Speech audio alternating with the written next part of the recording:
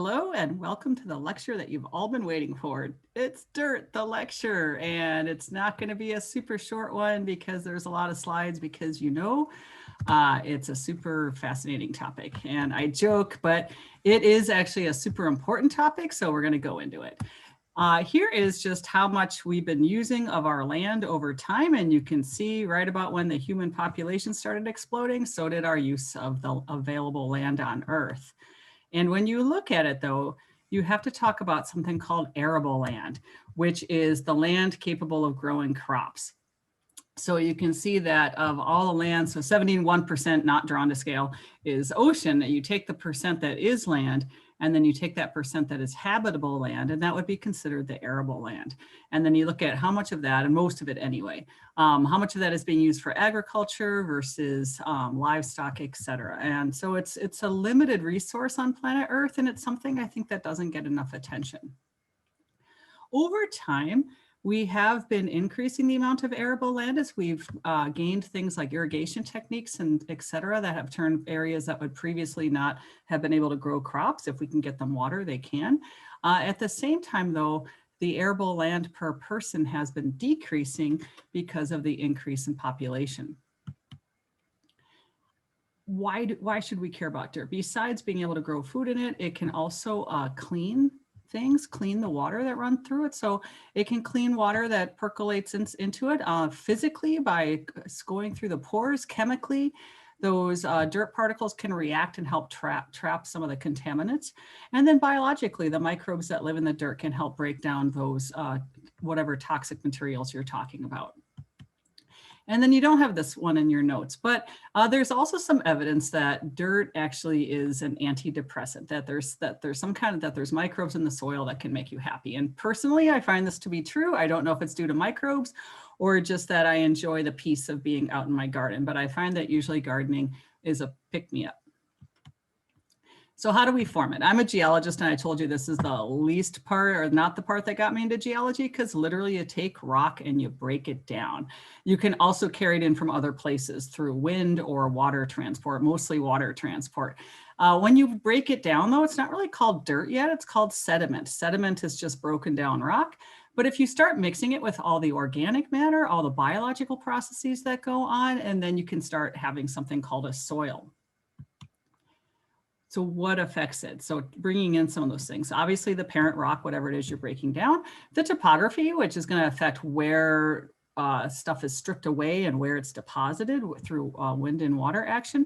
What's your climate? Humid climates, wet climates are going to break down your rock faster than dry climates. Time, you need that time to build up the soil, and then also what biology is living in that soil. So the sources, again, this is kind of a repeat slide, but just to kind of bullet it all out for you, you've got your inorganic components, the weathering of the parent rock, and then you've got your biotic components. And this is a kind of more things going on there. Minor sources, nutrients that the microbes can put in there from the atmosphere, like the nitrogen fixers, things brought in by rivers, glaciers, wind, etc. And then chemicals from precipitation. So acid rain can have a fairly large effect on a soil, and therefore then the plants trying to grow in that soil. This thing called humus versus humus, which is the thing you eat.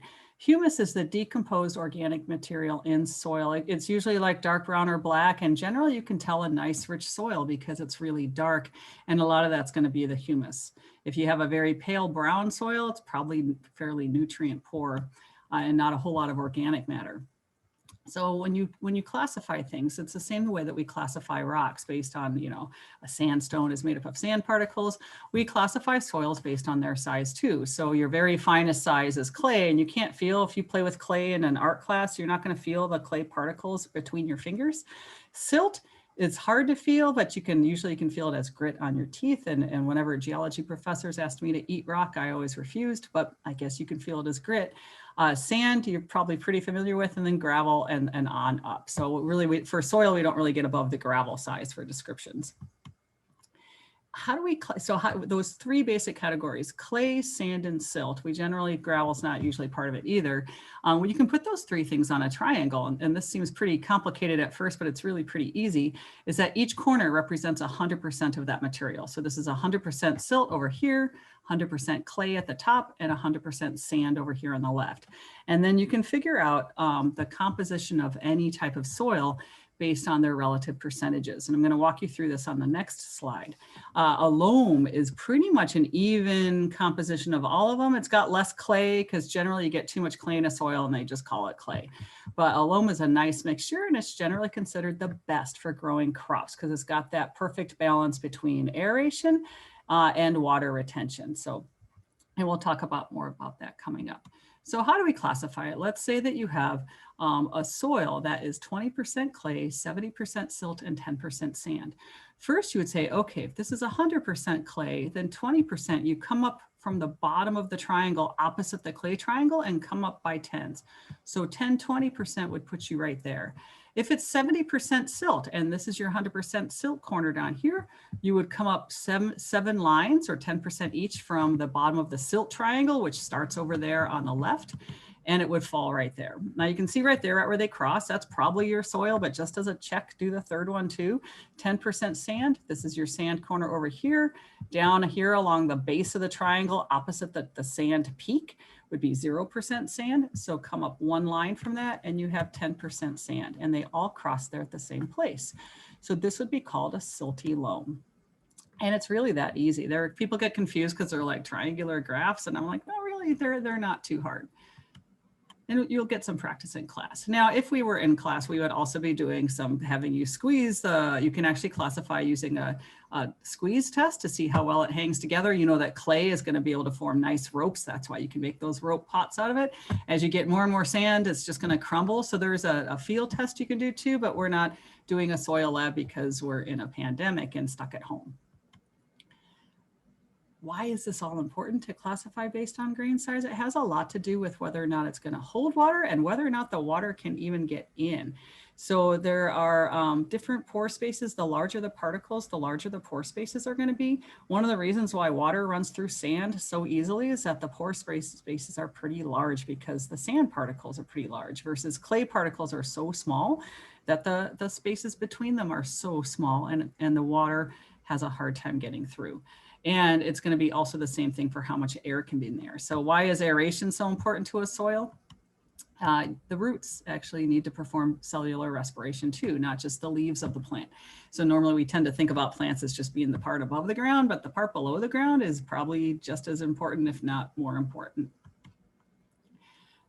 Micropores, little tiny pores, macropores, super big pores. Okay, so again, just going to be a matter of grain size as to whether you get micropores or macropores, but you can also get a lot of micropores by filling in the macropores with smaller particles like clay. So it's not quite as straightforward as I just made it seem.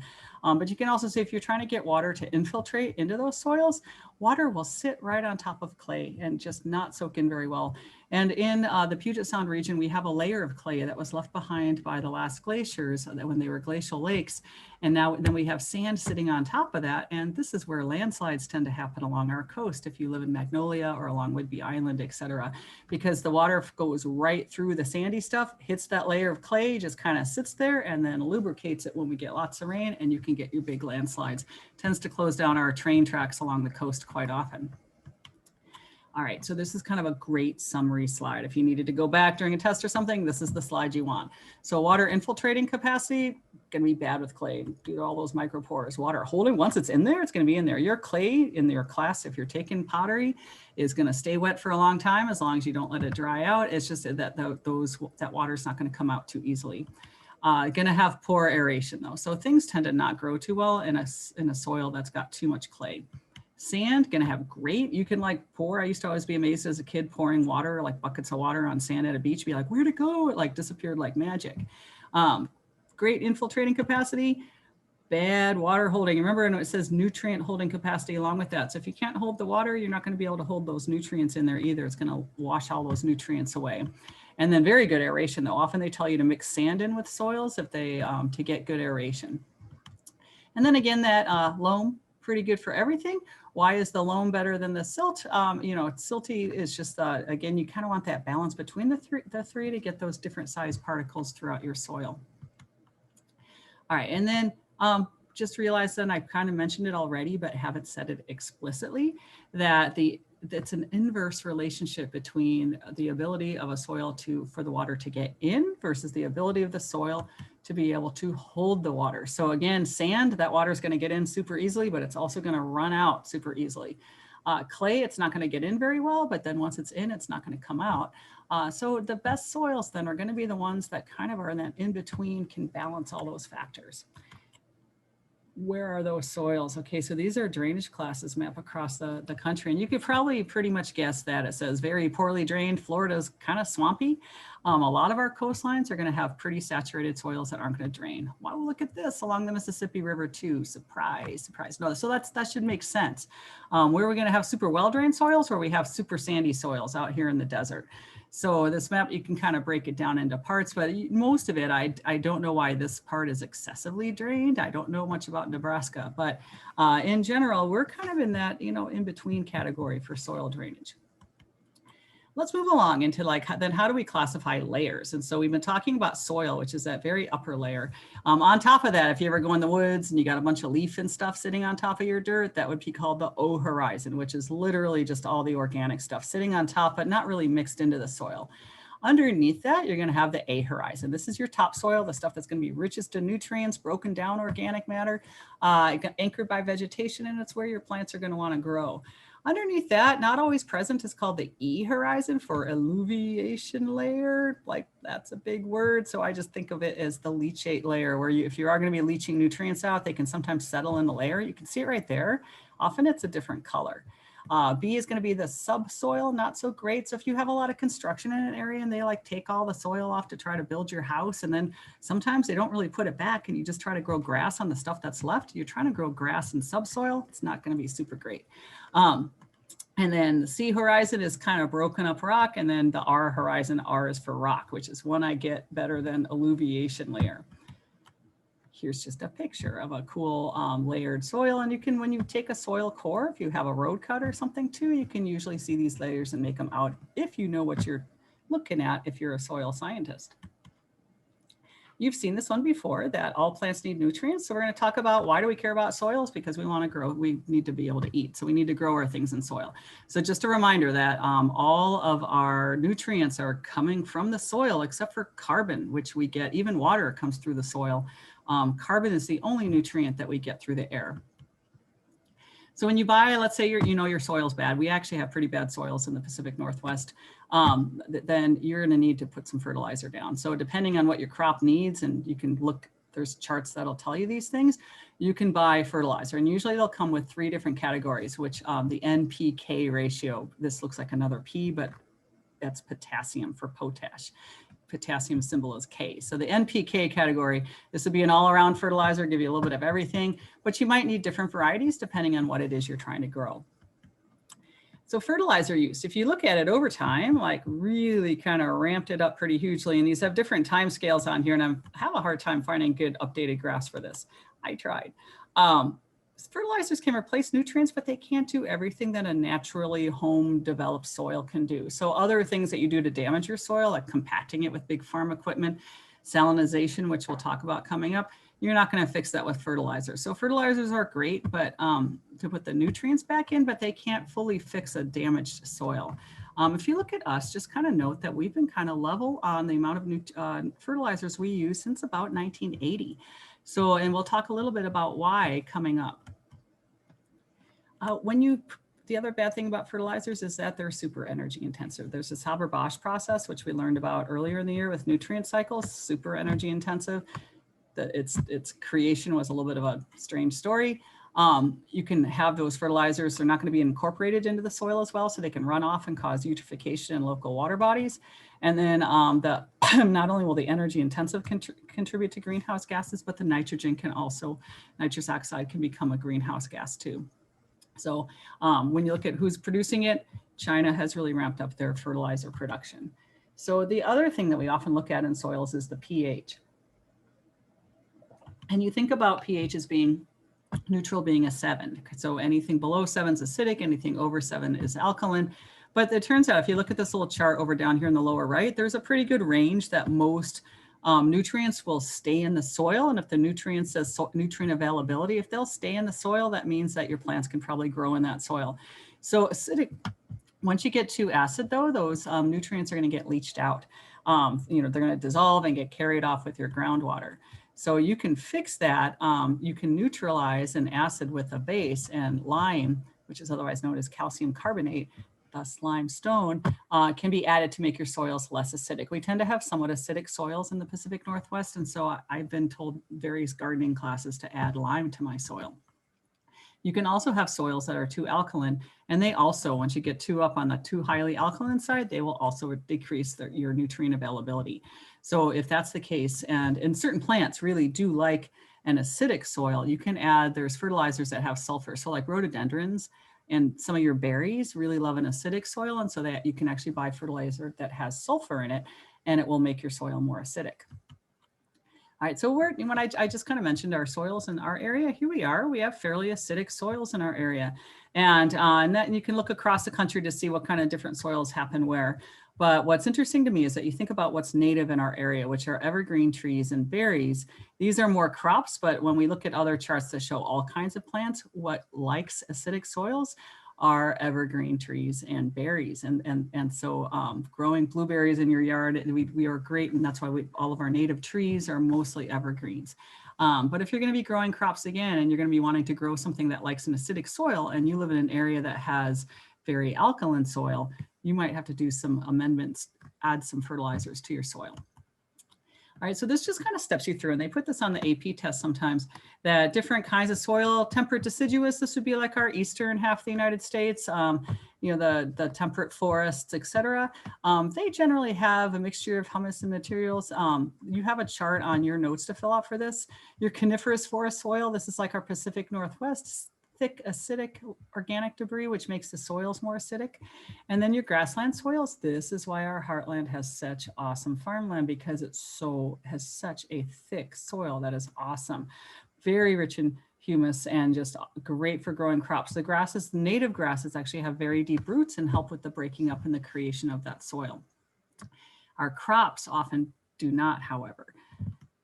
Two more soils to look at. Tropical rainforests, very little soil because it's all up here in the massive amount of biomass you have in a tropical rainforest. So this is really bad if you cut down that forest and cart it off for the timber, or burn it off because you're gonna plant crops there. You'll find that what's left behind in the soil is very thin and not very good. And then your desert soil tends to be pretty sandy stuff. Not going to have a whole lot of humus in there because there's not a whole lot of stuff that grows in the desert. So anyway, these are all important. If you're going to start growing crops, it's not just a matter of putting water in the area. You're going to have to really fix that soil if you're going to hope to grow things in some of these more marginal places. Alluvial soils, we just threw this one in because I think it's come up on the AP test. Alluvial just means formed from deposits of running water. So you can kind of tell, like, these are some pretty obvious pictures of like what, so when water flows, it's going to carry stuff with it. As soon as that water slows down, it's going to drop. It's not going to be able to carry as much stuff, and it's just going to drop it. So you get deltas where they let out into the sea. You can get alluvial fans where you get a river letting out onto a valley floor. And these often tend to be really nice soils because they're carrying along all the stuff with it. And then you get dropped, and they can be fairly rich and fairly good for farming. So let's talk about how we wreck soils then. It takes a long time to develop a soil, like generally like an inch of topsoil every 200 to 1,000 years. That's going to depend on your local climate. Again, rainy climates are going to do it faster than dry climates. And what we're finding is that we're eroding it faster than it's formed in about 1/3 of the planet right now. So we're losing if we keep losing our topsoil, we are going to lose our ability to produce enough food for the world. What's causing it? You can see the deforestation, overgrazing, agriculture. We'll look at some of these in more detail coming up. And then you can, like, whenever I see pictures of floods, I'm just like, that dirt, this is not where on the cropland anymore. It's in people's towns, and they're going to cart it off somewhere. Once it hits a water body, that stuff is gone. Just so looking at some of these flood pictures, you're just like, wow. And it's not just floods that do it, but, any kind of water, groundwater, all of it's going to be able to carry dirt off. But major flooding events can strip a lot of your soil off pretty fast. bad farming practices. So something called conventional tillage, which is like old school farming, where you literally plow your fields, is one of the worst. It does a lot of bad things. Number one, you can see all that stuff going up into the air, which is just going to blow off somewhere. You can wreck your biome living in the soil, which is really important for keeping those nutrients, the nitrogen fixers, etc. And it just, breaking it all up is just also going to make it a lot easier for it to run off in rainstorms too. Overgrazing, you can kind of just tell by looking at that picture, all right? If you destroy all the vegetation, you have no roots to hold your soil in place, it's just going to blow or run off too. And then deforestation. So again, trees have really deep roots. They tend to hold the soil, especially in hilly areas. And again, you're going to get more extreme erosion because of that. Okay, so this is a 1992 graph, and I just show it to you because I have tried to find a more updated one. But if you look at the, I still leave it in here though, because look at the tons per acre per year. The story is better now, and I do have a few other graphs, but none that actually show quite as well laid out as this, as far as like giving it an actual estimate amount. Maybe they've decided they can't estimate it well enough. I don't know, but tons per acre, like an acre is not even that big. Okay, so breaking it down into parts, wind and water. So if we look at the wind erosion area, the good news is this is also the area that's great for wind farms. Okay, as you come down, why is it so windy in here? You have the Rocky Mountains right here, just to the left of it, just to the west of it. As the air comes down out of the mountains, so the wind, it comes rushing down, the wind speed picks up, and you get great wind, which is great for wind farms, not so great for the dirt on the farms. As far as where you're going to run it off with water, the more wet parts of the country. So the Southeast, which tends to get a lot of precipitation, not just during hurricane season. And look at us over there where it's also pretty wet. All right, and then I just put these in there because they're cool. Look at, so I mean, bad from soil like blowing away sort of thing, but wow. Just some of these dust storms that have seemed to be almost becoming more and more common as we get longer droughts in our summer times. And you can, this is Illinois right there. I grew up right there. Iowa, Nebraska, and you can see this big dust storm. If you can see it from space, you know it's bad. Oh, here's some more pictures from space. So Saudi Arabia, the Sahara, this is in Asia. So, just if you can see it from space, you're moving a massive amount of topsoil off. And remember, the topsoil is where all the good stuff is. So the Dust Bowl, we have this area, you probably have heard of it back in the Depression. And one of the causes was there was a drought, but also everyone was just doing conventional tillage back then and were plowing up their fields, and then, it just blew away. Luckily, we have really thick soils in there because it was all grasslands. Remember, those have the super thick soils, but still we lost an awful lot, or was picked up in one place and deposited others. I mean, look at how deep some of these places were buried. Anyway, this also caused a massive westward migration by settlers that ended up settling in places like California where there was no Dust Bowl. All right, so other things you can do to ruin your soils. Salinization, making your soil too salty. And you're like, well, no one's going to put salt water on their soils. But it turns out that when you're using irrigation water, like groundwater, et cetera, it's going to have some dissolved salts in it because water dissolves things like salts. And so you can get some extra salts. And then if you're irrigating a lot because you're trying to like farm in like a desert area or say Eastern Washington, you can get a lot of evaporation. And when water evaporates, it doesn't take the salt with it. So you can get a salinization of your soil. The only way to fix this is to try to flood the land to try to dissolve that salt again and wash it away. But then now you're using tons of water to get your crops irrigated in a desert area. This is where you see a lot of it going on, and notice it tends to be in the more arid parts of the country. So most of the country looks pretty good. It's just, again, where you're going to get that in the arid areas. Okay, so waterlogging. When you do use excess irrigation, you do it again, try to get those salts out of there. So like, why would you do it? Or why is it bad? When I first started growing houseplants, I suffered from this. I was a little too enthusiastic about my plants and I watered them too often. And if your pots don't drain, your plants are gonna get waterlogged and then they die. I have a lot of sad stories that I won't tell. Why would it reduce productivity? Because again, those roots can't aerate and you get the root rot, and yeah, it's not pretty. So if you do it with your crops, and at this point, farmers are too smart for this, but you can get your crops waterlogged when you have these massive storms that we're starting to get more and more of too. Desertification. I think your slide has a lot of blanks and I apologize. It's just when you get it's not just turning it into a desert, meaning that you can't grow anything, not necessarily climate wise a desert. So what causes it? Your bad farming, your conventional tillage. overgrazing. So some things I've already mentioned: deforestation, devegetation. So other things I haven't mentioned: surface mining. Did mention that one. Poor irrigation techniques, salt buildup, mentioned that one. Farming on unsuitable terrain, like, you know, so just trying to farm a super hilly area where it's all going to just run downhill during the next rainstorm, probably not so good. And then again, the soil compaction, I think I mentioned that one briefly. Here's a map. Okay, so if you look at our country, water erosion, the wind erosion, kind of similar to those other maps I showed you, but you can kind of see around the world. Stable, but also realize, why is this stable? It's because nobody's farming up there. It's not really suitable from a climate perspective. Okay, so arable land and population, we mentioned this at the beginning of the lecture, that arable land has been going up over time, but the arable land per person has been going down. So we've also, the amount of the irrigated land has been going up. So again, as our population grows, we have to have more and more land to feed that population. Just to also kind of show you from a different sense, an economic sense, is that farming is big business in the US. So we have a lot of farmable land, and we grow a lot of food, and we export a lot of that food. So you can actually look at it as a fraction of GDP. Now this one's given in billions of dollars. The older graph I had more of a fraction, but this is big, big business. And this doesn't have all, this is broken down into more categories than just farming stuff, but realize that a lot of our GDP is, like, we are at heart an agricultural nation, as the way we started out. Okay, so what can we do to save our soils then? There is something called, instead of conventional tillage, conservation tillage, and there's different parts to it. So what can you do? You don't want to churn up that soil. That's just not very smart.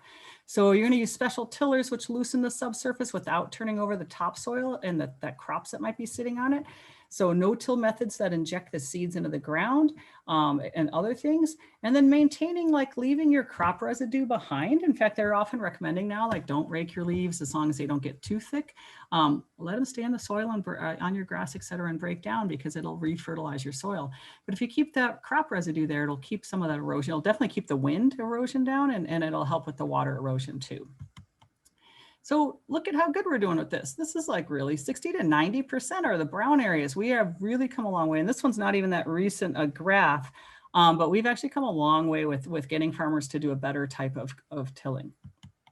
All right, other things, terracing. If you've ever taken an airplane, and I always kind of like looking out the window when I fly places, terracing and contour farming. Contour farming just means you like alternate crops and you follow the contours of the land. Terracing was like you actually create little, if it's super steep, you need like little terraces as you go down. Contour farming, you follow the contours of land, and your crops themselves, if it rains, water is going to go downhill. If you plant your crops perpendicular to that, then they'll help catch those nutrients rather than just let them run down the hill. Other things. Strip cropping, planting different crops, alternating them. So again, this has a few advantages. Keeps things covered, it'll slow erosion down, and again, it'll keep, if one type of crop doesn't trap water very well, maybe plant it next to a crop that does, you know, that sort of thing. So you see this a lot. Again, this is color enhanced, but as you fly across the country, which I do quite often pre-pandemic, you see a lot of this. You'll see a lot of cool patterns in the ground. Alley cropping means, like, say you're growing an orchard, you can't grow those trees too close to each other, but why don't you plant stuff in the alley in between? That seems like a pretty smart use of land. Okay, and then some more. I'm sure you've seen these if you've ever noticed, looked out a window, driving across farmland. They plant these big lines of tall trees. That's to actually literally trap the dirt. Also, what it does, it can trap the dirt, but even more, it breaks the wind. So it'll slow the wind down. You put an obstruction up in the way. Think of I-90 bridge kind of breaks the waves as you're crossing the floating bridge part of I-90. It'll break the waves. Putting trees sticking up in the way of the wind will break the wind, meaning it'll slow the wind down. And then using organic fertilizer, compost, this is becoming more and more prevalent too. So rather than synthetic fertilizers that are energy intensive to produce. The other thing you do is crop rotate. So some crops are going to use certain nutrients, other crops will use different nutrients. If you rotate them, you won't like use up all one kind of nutrient. And then if you also plant things like legumes, peas, etc., that clover that are nitrogen fixers, you can help put the nitrogen back naturally. Also, we learned about this in our pesticide part of the unit, where you can specialize pests might get confused, like, wait, where did our crop go? And then using good irrigation techniques. And so we'll talk a little bit more about that one on this slide. And again, you might think way too much detail, Nielsen, but ooh, AP test, way too much detail. So if there's a few different kinds, flooding irrigation, take all these numbers with a grain of salt. DeBrew is going crazy trying to get good numbers on these, and we really don't know. But you can see that some of these probably wouldn't be such a great idea. You just flood your land. Yeah, you're going to get a whole lot of water loss that way. For filling furrows in between your crops doesn't seem too good either. It says a third there. And again, all these numbers stick with a grain of salt. But so what are some other ones? Spray irrigation, spraying it on top. A lot of it can just blow right off, like this again, or evaporate before it hits the ground. So, but anyway, you're still getting, yeah, so evaporation is a problem there. So really the way to go, if you can swing it, is the drip irrigation. And this works great for home gardens. Not so easy with large scale farming, right? Imagine the length of all those hoses you would need for like huge like farm fields. Okay, so how are we doing? This is 1982 compared to 2007. Again, I looked for more updated graphs, couldn't find them, but this was wind and water erosion, and with two different colors, one for each. Forget what this must be the wind and this must be the water. Anyway, look at how much paler it is now. So we've actually had a lot of improvement. This is soil loss of exceeding tolerance levels. Okay, so like this one again, way more lit up than this one. So so again, we've improved a lot in our country with our soil conservation. And again, this kind of comes back to this original picture that we have. And if you preserve your soils, you're also not going to need to fertilize them as much. So, and if you look at our erosion by cropland, this was kind of where we started doing the right thing. And you can see it's kind of leveled off. This is again, the sheet and rill erosion is water erosion, and then the wind erosion. So we're doing a good job. It's not like we don't use any fertilizers, but we can use less than we used to, or we're not at least increasing our fertilizer use anymore, which means we're not depleting our soils as much as we used to. Okay, so just kind of a last plug, even though I kind of made fun of this whole topic, is that it's really, really important. There's actually a lot of job opportunities in soil science. It's going to become more and more important with lots of actually traveling to other countries too, to help other countries get their farming techniques, et cetera, in shape. It's actually got really good career outlook. So I think that is the final lecture slide, and make sure you let this run out to the end before you stop the Ed puzzle.